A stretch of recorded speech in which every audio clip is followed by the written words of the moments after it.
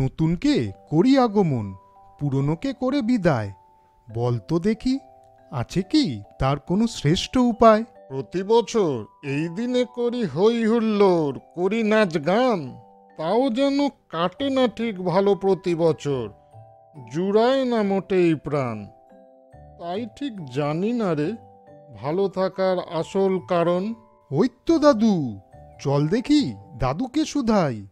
ও দাদু, বলো তো তুমি, নতুন বছরে ভালো থাকার প্রকৃত উপায়?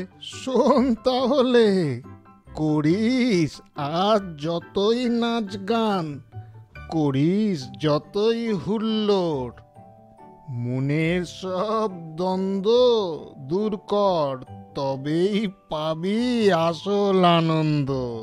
ঠাকুরকে করে স্মরণ, ভালো কাজে দে মন, সাহায্য কর গরিবদের, দুস্থদের দে মুখে অন্ন, তবেই নতুন বছর হবে ধন্য।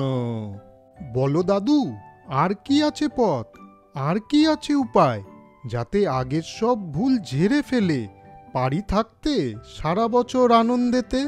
শোন তাহলে, চেষ্টা করবি হতে সৎ, এই ব্যাপারে রাখবি না কোনো দ্বিমত। পরীক্ষার খাতায় যদিও হয় একটু নম্বরের কমতি, মানুষ হিসাবে জীবনে বিবেকের কোথাও না হয় যেন খামতি। রোজ সকালবেলা উঠবি, যোগাসন করবি, তারপর করবি পড়াশোনা, সারা বছর এই নিয়মে যেন চলে তোদের আরাধনা। সবার শেষে বলি শোন, ভালো থাকার আসল মন্ত্র,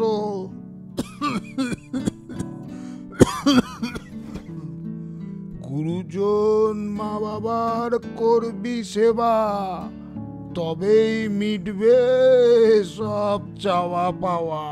বুঝেছি দাদু, আগের ভুল আর করব না, কাউকে কষ্ট দিয়ে আর চলবো না, চলবো তোমার কথা মতন, তবেই আনন্দ থাকবে সারা জীবন।